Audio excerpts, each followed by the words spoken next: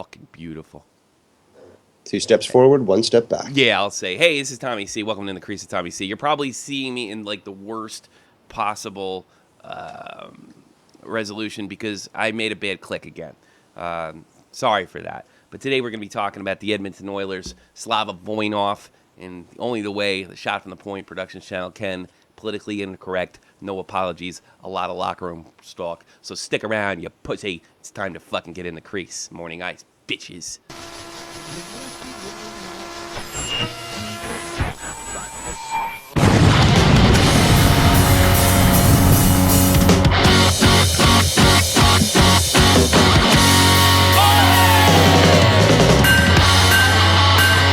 Good morning, everybody. It's time.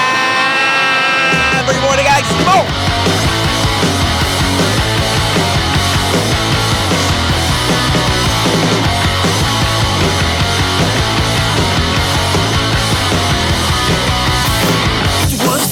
What's happening? Tuesday, everybody. Tuesday in the National Hockey League. I'm here with the devious ones.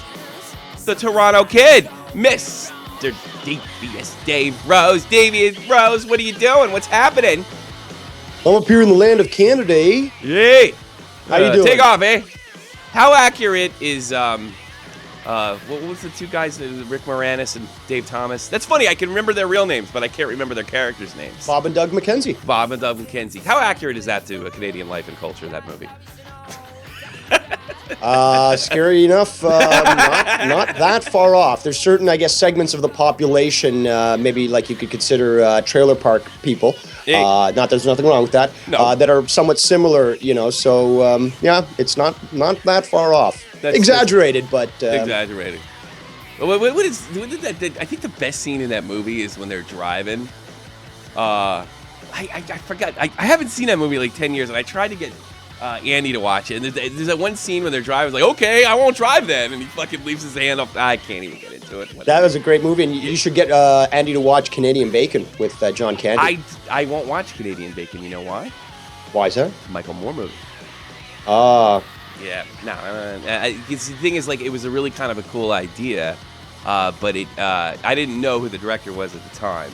But it's not just a goof on Americans. Considering the source, it's a little more than a goof. So I don't need to hear that. But it's a great idea. Blame Canada. I do think it's a great idea. And rest in peace, John Candy. We love you. Oh, absolutely. One of my favorite actors, John Candy. And I grew up watching SCTV as well. Strangely. Good man. Yeah. Well, they had before the comedy net. I don't care. I don't want to talk about hockey right now. I want to talk about fucking Canadian culture or Canadian TV anyway. No, before the Comedy Central came out, there was another attempt at a comedy network, came out around 1990. It was called Ha, the Comedy Network. And they had these old versions of SCTV, which, like, to me, it was just, like, completely bizarre. But I recognized a lot of the faces. I recognized Rick Moranis, and I got to know Dave Thomas, and, of course, Eugene Levy. Catherine O'Hara. Rick Moranis. Martin Short, in later episodes, he would debut his famous goofy characters. I didn't even know he was Canadian until I watched that. But you know what my favorite one was? And the problem is Eugene Levy is considered sort of this dopey actor that did the American Pie movies and did those movies with the whatchamacallit twins, but nobody knows, like, he was really the genius behind that whole thing. He's just a brilliant comedian, and he's got this sort of status of being the who are the twins? The twins from Phil House. What were they called, babe?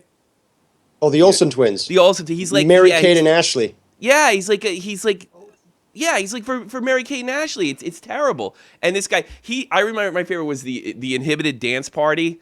When they have like a guy's one, they're not looking at the camera, and they're like, then welcome to the Inhibited Dance Party show, and everybody's just kind of like boogieing, sort of like this. And then they had Roy Orbison on. What was that? Was Roy Orbison on that one? It was too fucking funny. I could wax poetic there. Oh, the other Eugene Levy movie with John Candy, when they're security guards. What the hell was the name of that? Oh, that was a really good movie. Now we got a fucking phone call. Let's. I didn't start off with. Before you take the phone call, sure. Joshua Woody in the chat is saying your hairline looks fantastic today, Tommy. Yeah. I don't have a hairline problem. What the fuck? I could be worse. I did wear a hat yesterday. That guy was Jake was right. In the crease, you're on the air. What's happening? What's going on? Hey, Roy, what's Is that happening? Roy? What's on your mind? Yeah, you doing, what's buddy? going on? You tell me. You tell me. I can barely read the phone number, man. Yeah, I know. Oh, the graphics are The graphics suck, and they're going to suck the rest of the episode, and there's nothing I can do about it. 3 times. I thought it was 8, and then it's 6s. It was a bad there click. it is. What do you want, Roy? I'm not that smart. If I was Add any to smarter... contacts, dude. Add to contacts. Add the contacts. There's nothing you can do. It's a radio show. What do you want? So what do you got? What do you got? Because Delicious Dave here can't do overtime, so I got to knock all this stuff out. What do you got? What's on your mind? Dave, what's up? I didn't say that. That's cool, Roy. Roy, get to the point, please. Tommy, it's just the worst, man. Yeah? I don't know what to say. We can't get anything going. We're going to see tonight. We got these, the Panthers. No, it's not the Panthers. Who are you playing tonight? Who's Bruins playing tonight? I'll tell you who the Jaguars. Bruins are you a big fan. They're playing Nashville, and they're probably going to get their ass kicked because they're playing well. They're Right.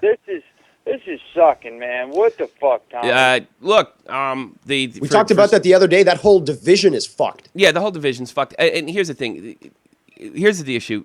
Oh shit, I hit the wrong button. Good thing your phone's cut off. The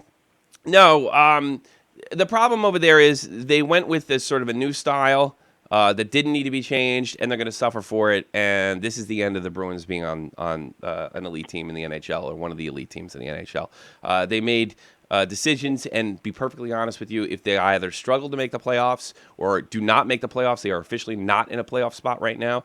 They should clean house. Everybody in upper management should go. I don't blame not Randy Carlisle, but his lookalike, Claude Julien. I don't blame Claude Julien one bit, one iota, for 1 second. It is absolutely the decision of the Boston Bruins to, for some reason, change Boston Bruins hockey. The Edmonton Oilers are one of those Corsi puck possession teams. I guess they're just unlucky because the Oilers suck. And I that's it for you, Dave. Call me back when they win 5 in a row, and I'd probably still tell you the same thing. All right, bud? Take care. All right. Tommy, I got to get to the show. Joshua Woody's actually saying that we've got to touch on the Vegas deal. Or he'd like us to discuss that. There's no official deal yet.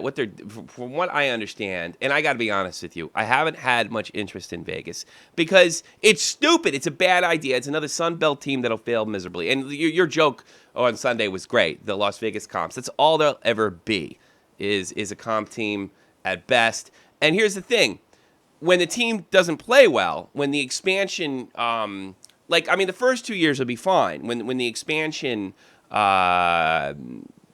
Every team gets a jolt, like you see it in Winnipeg, a jolt from their expansion. People are into it. They're willing to see the team lose. But once that initially wears off, no one's going to care about the Las Vegas Jokers.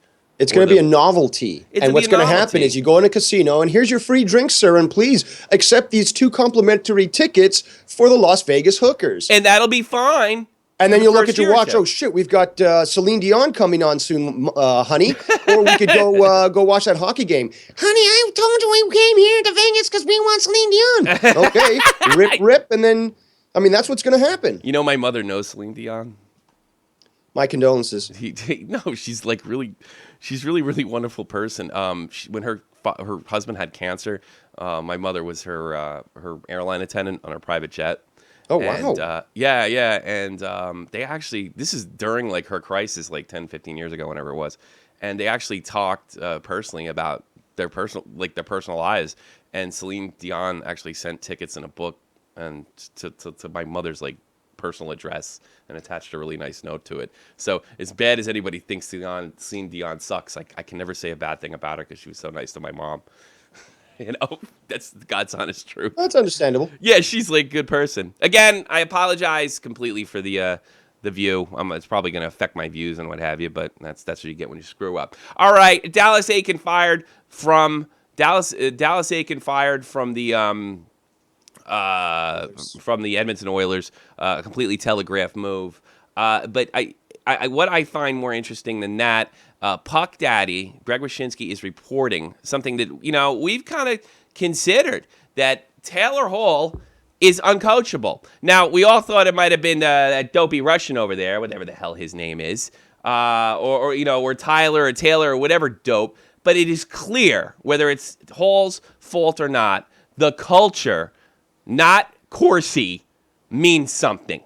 They can't coach anybody over there. Dallas Aiken was probably the worst choice in coaches ever, being a player's coach. So, I mean, to be honest with you, I feel vindicated a little bit of giving good old-fashioned coaching hockey, having a military-type attitude, to have the players answer to you and not the vice versa. And that's what we're seeing over there. Now, Kevin Tommy, Love, general manager, Craig McTavish, is going to coach the team until they find somebody. What do you think of that? Well, I got a report right here that they actually replaced. They brought this guy in from Oilers to hand Nelson interim coaching job for the rest of the season. That's a funny headline in itself. Interim coaching for the rest of the season. I don't know. Yeah, there's the headline. So Todd Nelson. Todd Nelson. Yeah, I don't know. Promoted to interim coach. I don't know. I don't think it would be good for his safety. From Edmonton's American Hockey that you talked about. Yeah, from Oklahoma of all places. Yeah, Oklahoma and Leahy. Sean Leahy properly points out if they're trying to why do they go within the organization if their organization is rotten to the core. And the organization is rotten to the core. And it's a damn shame with the amount of talent. But you have to shape talent, and first-round draft picks have to come. The Tampa Bay Lightning are looking like geniuses. They sent that Drouin kid right to the minors as soon as he was eligible to play. And that's what you need. And I wonder if Drouin, why it might take more time to develop, will be that you'll see more of that. First-round draft picks don't need C's on their jersey, and they probably don't need to be in the league their first year, no matter how, with a handful of exceptions. But I wonder if Crosby's development time would have been a little better had he not spent 1 year in the AHL. I really do. I really wonder that. I mean, it's too late now. Yeah, he's going to Hall of Fame. Yeah, he's won a Stanley Cup. But I don't believe in this first-round draft pick you necessarily have to go in there. I just noticed I'm dead on Dave today. Oh, fuck. I'm having a wonderful day, aren't I? Well, let's fix that. Because that can't happen, Mr. Dead on Dave. I mean, one of the Daves I know. That's what I'll write. One of the Daves I know. And there a funny comment again from Joshua Woody in the chat is, let's go back to the original 6. Fuck everyone else. Yeah, right, Dave. Little harsh. Yeah, but no, it's absolutely ridiculous. What's going on at Edmonton? Everybody needs to be fired. Kevin Lowe, Craig McTavish. The only thing I can do is pick the least worst players out there, the ones that actually could be coached. Trade the young draft picks for hardened veterans, Stanley Cup experience, if you can. And here's another thing that Wyshynski pointed out. The Edmonton Oilers are now the Connor McDavid sweepstakes because Buffalo has won their last 4 in a row. And look, the talent pool in Buffalo is like non-existent. There's the difference right there. Nolan's not a player coach. He used to clash with the Dominator, Dominik Hasek. And that's probably cost him his job. There's the difference. You can get more out of these guys even with less talent. No one would deny the Edmonton Oilers are talented. But talent is potential. It is not a guarantee. So I mean, it's embarrassing. It's sick. And it has, people talk about sick hockey culture. You know what I think is sick? When these kids come up and think they're fucking in charge. All of them. Taylor, Tyler, Yakupov, all of them. You all should be humiliated and you're barely a hockey player. Disgusting. You make me fucking puke. Go to the KHL. And that's what I have to say about that. Puke. Vomit. Speaking of vomit, let's talk about Slava Minov. Wow. Look, we were talking about this offline. Slava Voinov, his trial's begun, and the prosecuting attorney, this guy Nick Farino, he was actually he was actually in the courtroom, and he was tweeting stuff like this. I'll actually read some of these for you. Among the recorded comments attributed to Voinov's wife. This is from the police department. He kicked me here. He pushed me here. Here's some other tweets. I can only catch quick glimpses of the photos. But Voinov's injuries. I'm sorry. I can only catch quick glimpses of the photos, but injuries to Voinov's wife, lots of blood. All right, look. I mean, the guy's looking at her far away, but I think this is irrelevant anyway. Apparently, she had a 3-centimeter cut that needed 8 stitches. That's a lot. I mean, I've had stuff like sounds like she was blocking shots. Officer Voinov's wife required 8 stitches to close the wound, according to this, above left eye. Officer Voinov pushed her into a flat screen TV where she cut her face. Officer Voinov pushed wife to the ground multiple times, kicked her repeatedly while on the ground, choked her 3 times. That's really the key for me is the choking. One of the things that medical professionals can identify is if you're choked or not. And I think that's pretty much irrefutable evidence. And There's I also bruising on the area. It's fairly easy for them to tell that. Yeah. It's an external blood clotting and such. So this is a closed case for me now because I finally heard this. And this is why the police were acting so strangely. And this is why they didn't let him come in.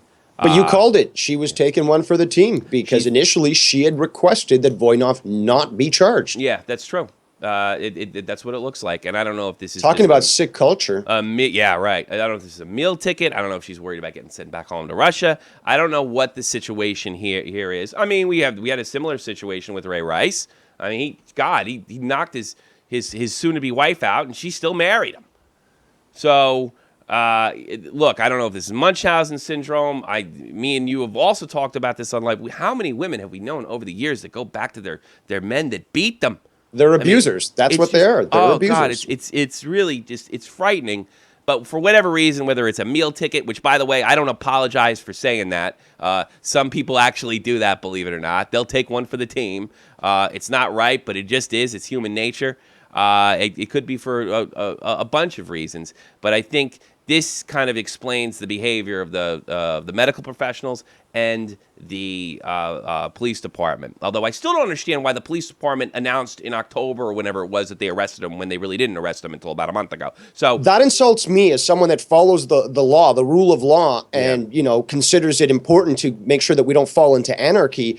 Why the hell are the processes not being followed properly? Why are we being told one thing when in fact it's not the case? And okay, granted he's guilty, quite clearly he is. But the fact is, until the proper process of law and justice has gone through, you can't jump to these conclusions because you're basically invalidating all of the law. Well, look what it did to me too. I mean, it made me suspicious of the entire outcome. Until now, I'm absolutely convinced now that.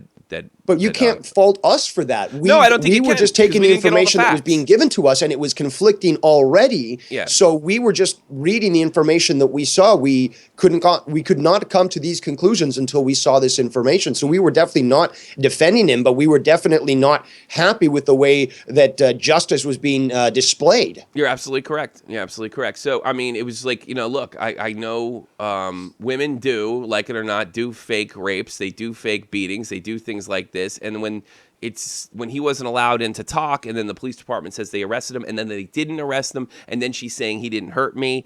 We did say at the time this could be a case where she's taken one for the team. This could be a case where she's horribly abused. The whole thing was just bizarre. But I think without a shadow of a doubt, Voinov is. I mean, in this article, or in this, let's see, what's her name? Wyszynski wrote this. Voinov's wife is still maintaining that he couldn't have done this on purpose. Well, that's just simply impossible if you have choke marks around your neck. Nobody kicks somebody several times accidentally. Oh, I didn't mean to. I didn't mean to kick you so hard. None of it makes any sense. Voinov probably should be in jail, and hopefully he'll be entering there very soon. I still don't agree with the suspension, although he was a paid suspension. And Voinov's obviously a really, really sick guy, and I think his wife is too. Everybody needs help here. Laying a hand on a woman like that. Matthew Kazar, what you got? Hi guys, how's it going? What's up, you Matt? got any comments on this situation? I know you stay away from politics. Well, on ice, that's a huge loss for the Kings. I mean, It is. yeah, I don't even know if you remember last year during the playoffs against the Rangers. Believe me, I do. During the overtime, I think, was it Rick Nash who had an empty net? Mm-hmm. And at the last second, Voilanov just put his stick out, and he saved the goal. Yeah, it's really sick. I doubt he'll ever play again in the NHL. And I don't care. I don't care. I don't like people that treat people like that. Yeah. So fuck them. Fuck them in the ear, fuck them in the other ear, as Robert De Niro likes to say. I don't go for that. Look, I've been in a situation where women laid their hand on me, and I mean, the only way, and you know what, you just walk away, and if you slap you a couple times, and a couple guys laugh at you, that's the end of it. That's the end of it. The only possible way I think I could ever lay a hand on a woman is if somebody was attacking my wife, and male or female, I'm going to defend her. But there's no excuse for this. Walk out of the house. You're a millionaire. Jump in a car. Go away. There's nothing. You're a professional athlete. There's few people on this earth that can kick your ass. You need to beat some girl because you're having a bad day. What's wrong with your life, Slava Voinov? You're privileged. Start acting like it. Show some class. So fuck this guy. And you know what? Fuck the Kings too. For letting him play last week. What the hell kind of stunt? Well, actually, speaking about that, that's hilarious. They got fined $100,000 for letting him sneak onto the ice. Yeah, but stupid. Apparently, back in November, Kings GM Dean Lombardi said the following. Or actually said this more recently. Quite frankly, I'm beyond caring about reinstatement or cap relief. Lombardi said, my biggest concern is that if he is charged with a felony, this one incident could jeopardize Slava's entire career. End quote. Now, just to quickly comment on that, could jeopardize the career? Sure, who cares? I mean, God, who fucking cares? No, but isn't this almost definitively is going to end his career? Who knows? I don't know. I mean, look, once he does his time and he's going to do something. I mean, he's going to pay an incredible fine, in the hundreds of thousands of dollars. Or I mean, I don't know. I'm sure he's going to have first-rate lawyers. But I mean, he's eligible to work after that. I mean, look, when you do the time. No, but you got to read between the lines here, Tommy. Yeah. What Lombardi is basically saying, and it goes back to their acquiescing of allowing him onto the ice and not caring about the fact that they were going to get fined, is that they're not really concerned about the whole felony or about the criminal aspect to it. It's like, well, bottom line is that it might affect us in being able to do our job and to make our wins. So it might. Well, the NHL was. Because I didn't even totally agree with that suspension. I didn't agree. I still don't agree. On principle, I still don't agree with that. I think they should be charged, and they should go to trial before they're suspended. Oh, I'm not arguing that. It's just that I think it's just telling his language is basically saying, I'm not really concerned about the whole crime thing, even if a woman got beat up. I'm really concerned that we can just make sure that we can get him back on the team or that we can get the cap removed and it sounds more like he's concerned with business. Yeah, it is, and this feeds into the sick hockey culture types. This makes their case for. Thank you. That's what I wanted you to bring up. Yeah, it is. I mean, but see, I don't. Here's the thing. I don't do business with those radicals. They're running around trying to get guys that are flirting with girls on Twitter fired. I don't deal with them. They have an agenda. I don't even think they care about women any more than the Kings do. They got their own agenda, whatever it is. But that being said, there is an element of that in American sports and North American, and especially hockey and football. Like it's like, oh, well, what about the team? Well, some shit's bigger than sports, and this is friggin' one of them. Mm-hmm. This is one of them. Fuck Slava Voinov. Fuck Slava Voinov, but I will not take what I said back. These guys should not be suspended until they go to court, just in case one of their dipshit fucking stripper girlfriends decide to screw him over because they found out he was with another girl or something. That's what my concern is. What's your view on the oil, Matthew Kazar? Because I have a feeling you have an opinion on that. Yeah. Well, as I said last time, there's a huge management problem, and they've fired coaches numerous times. Mm-hmm. I mean, that's not the solution, as I said. The solution would really be to fire McTavish, but that's never going to happen because he's like best friends with Kevin Lowe. And as long as they're butt buddies, Kevin Lowe's never going to fire McTavish. So basically the Oilers are fucked. Kevin Lowe should be fired. Everybody should be fired. Well, here's the thing. If you're right, and I have no reason to doubt that you're wrong, then this sick culture will continue. This may have worked in the Gretzky era where you can kind of let everybody run out and do what they want, but those guys have a certain amount of self-discipline. Hockey players in Canada and apparently in Russia too aren't taught that when they're put on a pedestal as young men. They're obviously taught that the world owes them something sick changed. Boy, how did fucking Patrice Bergeron turn out so normal? That's what I want to know. That's the school I want to go to. Whatever Bergeron came up with. That's the kind of player I want to be. But it's so what you're telling me essentially, is they are doomed for years to come, because that is unfucking acceptable. The player coaches doesn't work. The advanced stats don't work. The players they pick that are supposedly giftingly talented, the only possible way, it couldn't be Kevin Lowe's fault, and it couldn't be Craig McTavish, and it would be their quality. And the management's refusing to take responsibility for this. Of course they won't. They're trying to save their fucking jobs. Oh, it's Akins. It's not me. It's not McTavish. Well, it probably is Akins. I got to be honest with you. He looked like a big pussy boy, too. It's a combination. It's rotten to the core. So for the management to say, oh, well, we're going to fire a coach and bring somebody else in who's still part of the same rotting organization. Hello? Yeah. McTavish isn't an angel in all of this. Like, I mean, you build your team through the draft. Like Chicago, Duncan Keith, he's a second rounder. Yeah. I was checking this chart. They have a lot of 31st overall picks. Those are really, really good picks, and most of them didn't even make the NHL. Yeah. Yeah. Okay. So not only is the worst one being Yakupov. You know, that gets lost a lot of times in picking players too. Like, it's not just the first round draft pick. They select themselves for the most part, unless somebody decides to do something crazy. The real art of drafting is at the other rounds.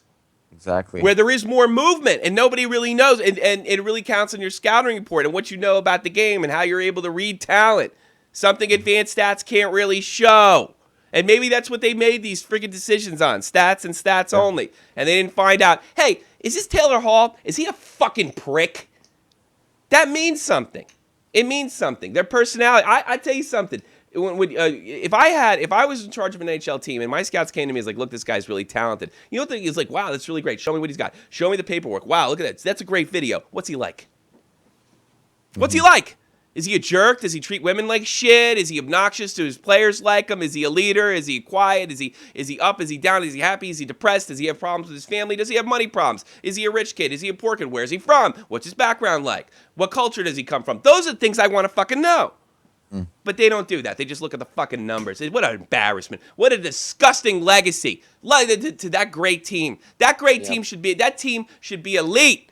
And Peter Pockington and all those other douchebags that have come in there have just destroyed it. It. Yeah, they were bound to have a downtime in the 90s. I get that. But it's 20 fucking years ago. It's a goddamn shame is what it is. I mean, they should look at the Red Wings and just copy whatever the Red Wings management is doing. You think Mike Babcock would take the fucking shit? A fifth round? You think that Mike Babcock would take the shit that fucking Dallas Aiken takes? You think Mike Babcock would go to the media and say, I dropped my daughter at school the other day, and one of the kids said I sucked, and actually complain about that? Babcock probably turn around and say, yeah, fuck you, kid. Kiss my ass. Yeah. No, Dallas Aiken's a douche. He's a douche. I don't know if you remember the Tyler Hall water bottle incident. Yeah, that was the end of last season, right? Yeah. He really handled it poorly, in my opinion. He sucks because he's a new coach. He's a friend. He's a friend coach. They sit around. They talk about things that how they're feeling. How you? They give you a pedicure. Taylor? They do a little aromatherapy. Some massage. Maybe talk about some I don't know, fucking things that went wrong in their childhood. I don't fucking know. They didn't get the right tour. A little yoga. The kid next door got Optimus Prime. All I fucking got was Megatron. What the fuck? What the fuck? I'm fucking done. I'm out of here. I'm pissed off and I have no reason to be. All right? Yeah. Last night's game in the National Hockey League. The Buffalo Sabres! I said if they won 4 in a row, they take the Ottawa Senators in a shootout. Another team that sucks. Has a terrible culture problem. Except Mika Zibanejad. He's great. And New Jersey goes down to the island, yeah. That was pretty funny. I'm impressed with myself. New Jersey goes down to the island 3-2 in the 3-2 in the, guess what? The shootout. Yes, that's right. The Devils will lose another one in the shootout. Oh, God, it's funny. And the Pittsburgh Penguins, they handle the Tampa Bay Lightning. I actually might watch that game later because I didn't watch that. I want to see what a Crosby-less Pittsburgh Penguins look like against a very good Tampa Bay team. They take them 4-2. That is your final tonight in the National Hockey League, which you probably can't see anything because, you can't see anything because, you know what? I can't see. You know what? Just look at the fucking thing. Because Tommy sees John Cena. You can't see him. You can't see me, and I obviously put the, the thing is, it runs really smooth at this at this rate. Look at the damn games. I can't see them. Well, that would have been great probably for 1997. Yeah, I can't even get it any bigger. Boy, I fucked this up miserably.